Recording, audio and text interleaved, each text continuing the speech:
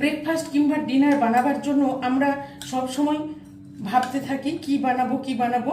তো হাতের সামনে এই সব সবজি দিয়ে খুব চটজলদি কুইক এই রেসিপিটি বানিয়ে ফেলতে পারেন ব্রেকফাস্ট কিংবা ডিনারে।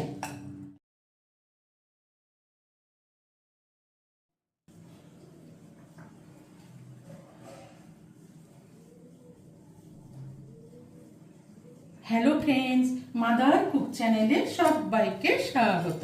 আজকে আমি আপনাদের সাথে শেয়ার করলাম একটি ডিনার রেসিপি, কুইক এবং ইজি ভেজ ডিনার রেসিপি বানাবার জন্য এখানে নিয়েছি একটা বড় সাইজের পেঁয়াজ, এরকম ঝিরিঝিরি করে কেটে নিয়েছি। ক্যাপসিকাম নিয়েছি কিছুটা, টমেটো নিয়েছি কিছুটা, গাজর নিয়েছি কিছুটা, আর কাঁচা লঙ্কা নিয়েছি 2-3টে। তো সব সবজিগুলোই আমি এরকম পাতলা পাতলা ঝিরিঝিরি করে কেটে রেখেছি। তো প্রথমে আমি এই বড় বোলের মধ্যে সব সবজিগুলো দিয়ে দেবো।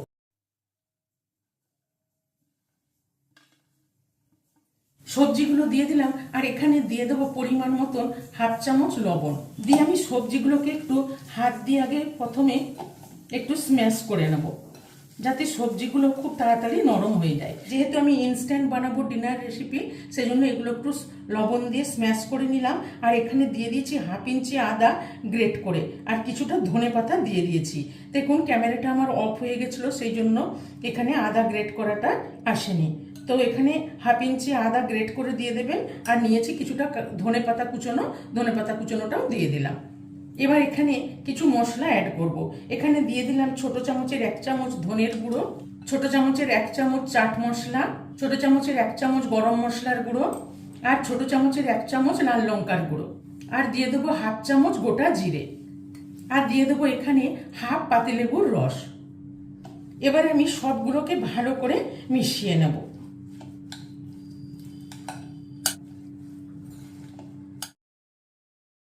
দেখুন খুব সুন্দর করে মিশিয়ে নিলাম। এবার এখানে দেখুন আমি 1 কাপ মতন চালের গুঁড়ো নিয়েছি, এই চালের গুঁড়োটা দিয়ে দেবো। আর দিয়ে দেবো এখানে 2 টেবিল চামচ মতো বেসন, আর দিয়ে দেবো স্বাদ মতো লবণ। আমি যেহেতু সবজির মধ্যে অল্প লবণ দিয়ে স্ম্যাশ করেছিলাম, সেই জন্য এখানে আরও স্বাদ মতো লবণ দিয়ে দিলাম। দিয়ে এবার সবজিগুলোর সাথে এই চালের গুঁড়ো আর বেসনটা ভালো করে মিশিয়ে নেব। মিশিয়ে নিলাম। এবারে অল্প অল্প জল দিয়ে এগুলোকে সব একসাথে মেখে নেব।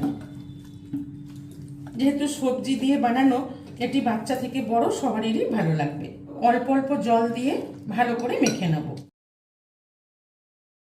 বাচ্চাদের জন্য বানালে এই লঙ্কা গুঁড়ো বা কাঁচা লঙ্কাটা দেবেন না।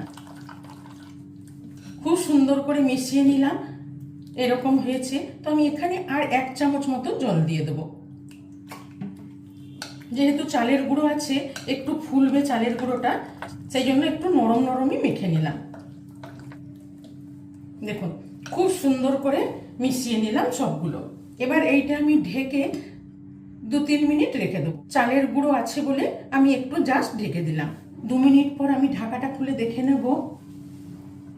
দেখুন কতটা পাতলা পাতলা রেখেছিলাম আর কতটা টেনে গেছে, খুব সুন্দর হয়ে গেছে, একদম মাখা মাখা। এবার তৈরি করে নেব। এবার দেখুন বন্ধুরা, রেসিপিটা বানাবার জন্য এখানে গ্যাসে একটা ফ্রাই প্যান চাপিয়ে অল্প একটু রিফাইন্ড অয়েল দিয়ে দিলাম।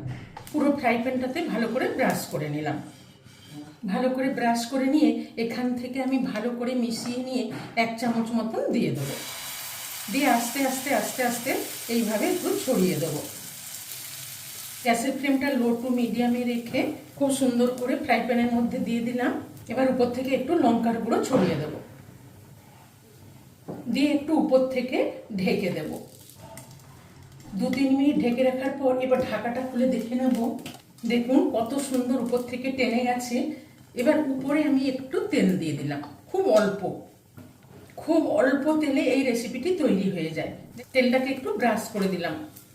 দেখুন নিজের থেকেই ছেড়ে চলে আসছে। এবার আস্তে করে আমি উল্টে দেবো। দেখুন একদিকটা কত সুন্দর ভাজা হয়ে গেল। এবার উল্টে দিয়ে ওই পিঠটাও ভালো করে ভেজে নেব। এই রেসিপিটি ভালো লেগে থাকলে মাদার কুক চ্যানেলটিকে লাইক, শেয়ার এবং সাবস্ক্রাইব করার অনুরোধ রইল।